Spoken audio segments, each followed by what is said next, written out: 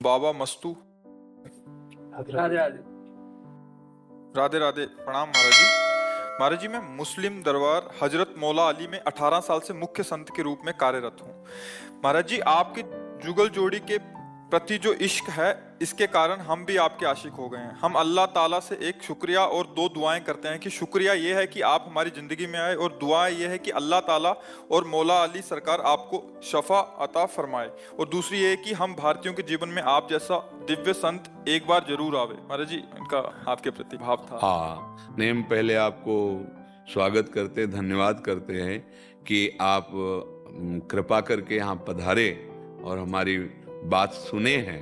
तो हमें बहुत अच्छा लग रहा है कि वास्तविक धर्म का स्वरूप इतना विस्तृत होना चाहिए कि छोटी छोटी मेड़ों में बंधकर एक दूसरे के प्रति जो राग द्वेषात्मक भाव हैं, इनको मिटा देना चाहिए।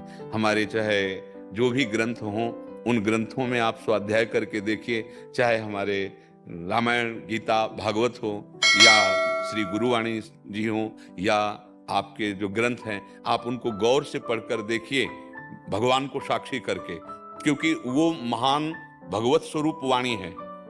आप उसका जब अर्थ समझना चाहेंगे, राग द्वेष से तो अलग निकलेगा, और आप अपने भगवान को साक्षी करके देखेंगे तो मुझे ऐसा लगता है कि वो विश्राम देने वाली वाणी बन जाएगी। हाँ, विश्राम देने, हमारा जो उपासना का स्वरूप है वो यही है हम सब की, कि सब घट घट में उसी को देखो। अगर उसके सिवा और कुछ नजर आ रहा है तो अभी हमें लगता है कि हमारी देखने वाली दृष्टि अभी ठीक नहीं है, राग द्वेषात्मक दृष्टि ठीक नहीं है।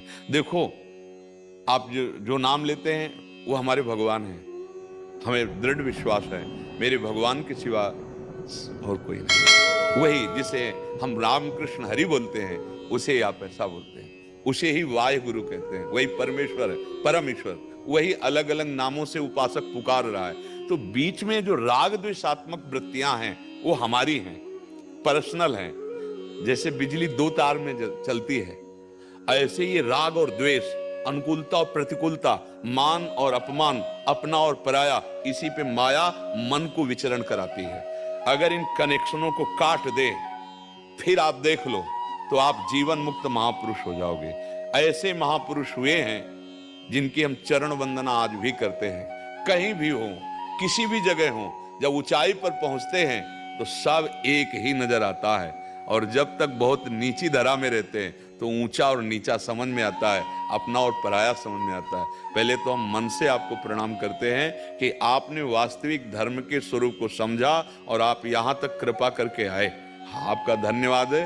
और आप जैसे विस्तार हृदय वाले, विशाल हृदय वाले यदि आशीष देंगे तो इस जीवन में सामर्थ्य बनी रहेगी कि जो गुरु प्रताप से मिला है वो वाणी सबको सुनने को मिलेगी। ये तो मरा हुआ शरीर है, किडनी फेल है, लेकिन आप सब संतों की और आप सबकी भागवतिक शक्ति कि ये जीवित रहे, बोलते रहे, इसीलिए जीवित है, बोल रहे हैं। आपका सबका आशीर्वाद मुझे बहुत अच्छा लगा। मुझे इसलिए बहुत अच्छा लगा कि ये जो छोटी छोटी बेड़े बना करके हम राग द्वेषात्मक वृत्तियां धारण करते हैं, ये कभी धर्म नहीं हो सकता। धर्म का बहुत विशाल हृदय होता है। आप देखो, हमारे गुरु ग्रंथ साहब में सब संतों की वाणी है।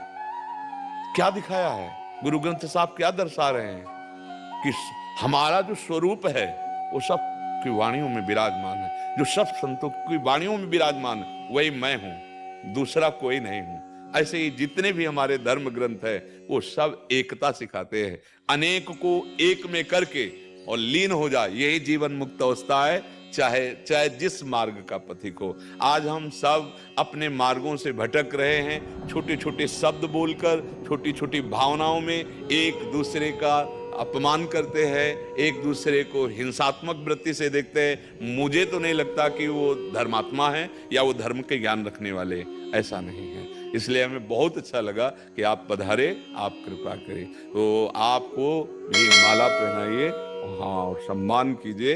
हम प्रणाम करते हैं आपको कि आप में इतनी हिम्मत आई कि आप कृपा करके यहाँ तक पधारे। वीडियो देखने के लिए धन्यवाद। अगर आप भी प्रेमानंद महाराज जी के सच्चे भक्त हैं, तो चैनल को सब्सक्राइब करें और बेल आइकॉन को दबा दें, जिससे अगली बार महाराज जी की वीडियो सबसे पहले आप तक पहुंचे।